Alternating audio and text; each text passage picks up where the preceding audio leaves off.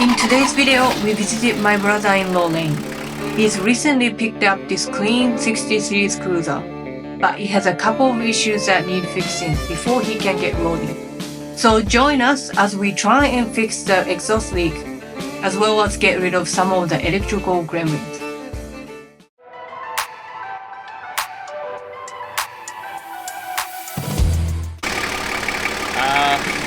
I'm Lane, Jake's brother, and this is my 60 series Landcruiser. I just bought it, so yeah.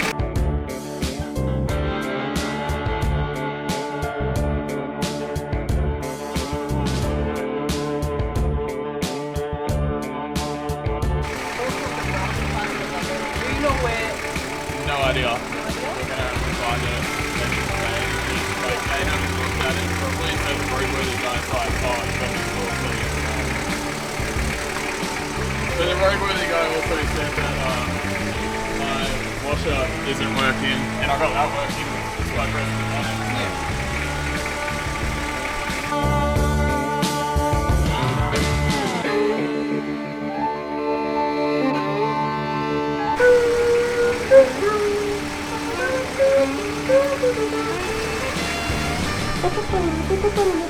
You don't want it. You have failed me for the last time. Like,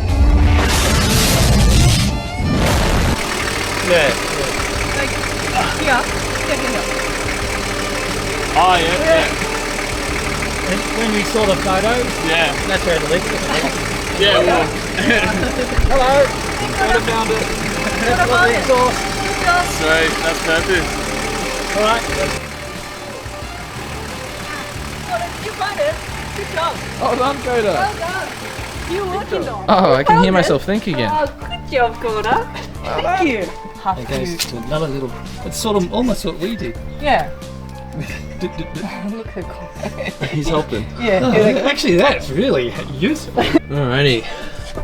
Got a few fuses that are looking a little bit less than ideal. One big thing is that the glow plugs aren't working, so we'll have to figure that all out. Which ones are f***ed in? Yeah. So headlamp, cigarette, radio, say tail, stop, horn and hazards, engine, turn, wiper, AC, defog, blow, starter, charge, and dome. Alright, interesting. So we're trying to find some tape or something. Made that mullet. Beautiful. Jesus. Looks good. Ah, sure. Basically, what we're trying to do right now, me and Lane, while N-Dog and David are working on the exhaust. Oh, perfect. That'll work.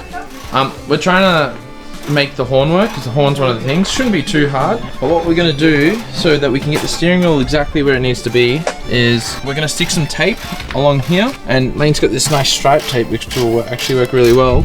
Basically, that will let us know that if we line the tape up, the steering wheel is going to be in the right position when we put it back on, so he doesn't have a really bad wheel alignment.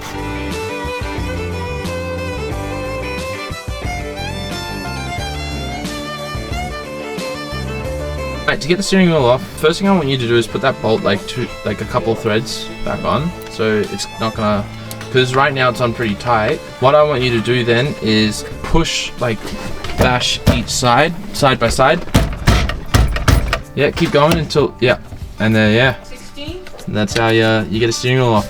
Sometimes they're really tight and they'll like pop off. The tape came off with it. Classic, it'll be right. Alrighty, so this is essentially, from what I understand, that's going to be your horn. So it's interesting. What we're going to do, David's got this really cool tool. And essentially we can make 12 volt work with anything. We're gonna, oh look at this. I didn't even notice it, that's really cool. Sorry to get distracted. But what we're gonna do is we're gonna get this tool from David. We're gonna connect it to the battery and we're gonna apply 12 volt to the horn and see what happens. If it goes off, cool.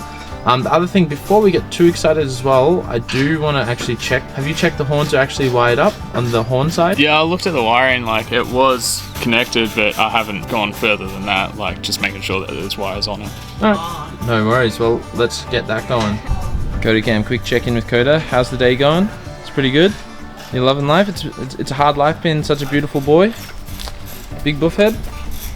That's right. So I don't know how you're going to be able to see this, everyone. So the horns are wired up. They are covered in paint, but horns are wired. They're connected. It's a good sign. To get 12 volt on them, see how it goes. Try to take this pipe off. Otherwise, we might have to cut. So it's because of this press fitting? Yeah, I think it's. I mean, we could try and tap it off, but it's probably rusted shut. And you can't get any torsion on it, you have to twist? Nah. Yeah, we don't want to crack the manifold. That's what I was saying, I don't want to put too much pressure on it. It's welded shut with black paint. Yeah, like the bolts. We could try and tap it. Yep. But I don't think it's going to move, honestly. Also, chuck a bit of WD-40, let it sit for a bit, and see if that... Yeah. We can do both. Yeah. Okay. Alright, what we're looking at here is probably an auto elec's best friend. It's one of the coolest pieces of kit I've ever seen for auto electrician stuff. Hard to explain what it is, but basically you can connect this to your battery with the cables provided, and then you can either earth or provide power to anything you want. That's pretty cool. Alright, so to test the horn, we're going to apply earth as well as 24 volts and see how it goes.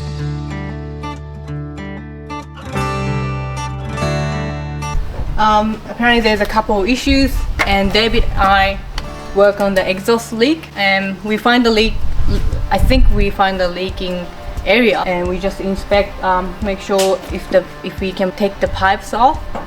But it seems like a pretty stuck there, and I thought we can cut the pipes and weld it onto without taking the pipes off, but it seems quite hard. So what we're gonna do, we're gonna use a grinder to grind the weld, and we're gonna re-weld it, and hopefully we can fix the issue. So wish me luck.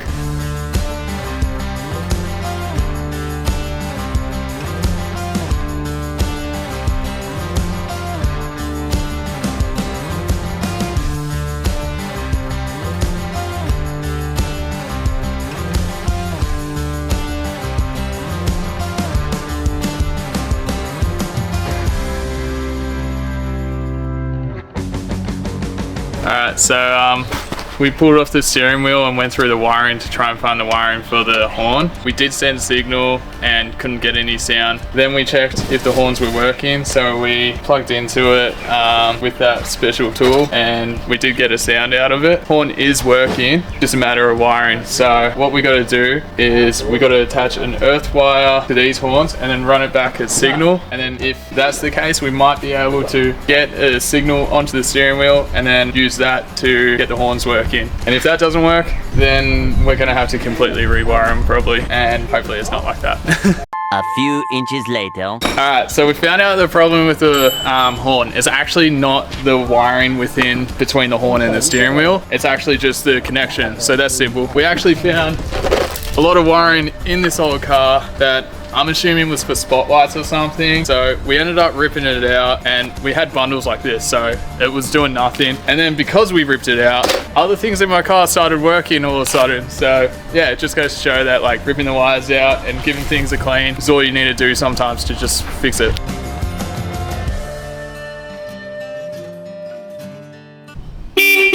Done.